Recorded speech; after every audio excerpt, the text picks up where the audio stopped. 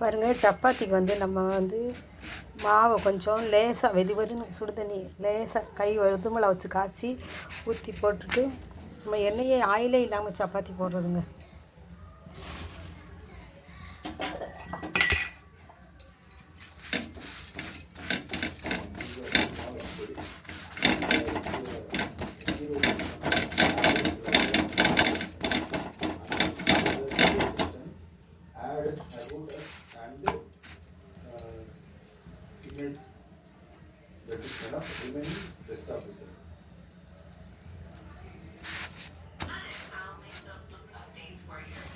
நம்ம தோசை செட்டில் மட்டும் நம்ம துணியில் தேய்ச்சிட்டுங்க இப்படி போட்டு எடுத்துடணுங்க. ஆயிலே இல்லாத சப்பாத்தி.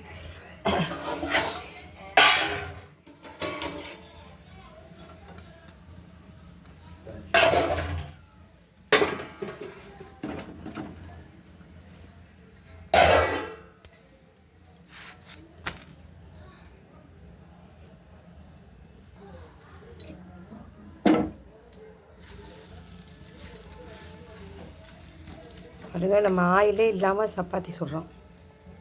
இது ரொம்ப உடம்புக்கு ஆரோக்கியமானதுங்க. ஆயிலே சேர்க்கக்கூடாது. இன்றைக்கி நாள் ஒரு நாள் நம்ம பூரி போட்டு சாப்பிடலாம், எடுக்கலாம். இந்த ஆயிலை சேர்க்கறதுனால நமக்கு உடம்புல வந்து கொலஸ்ட்ரால் ஆயிரும். கொலஸ்ட்ரால் ஆனால் அப்புறமேலு நமக்கு நடக்கிற மூச்சு திணறல் வரும் செய்யும். ரொம்ப கஷ்டப்படணும்.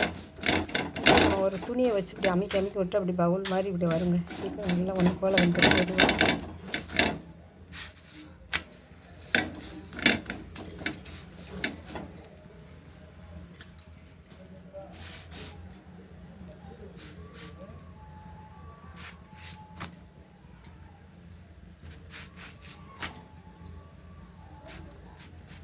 இந்த சப்பாத்தி நல்லா மெதுவாக இருக்குங்க.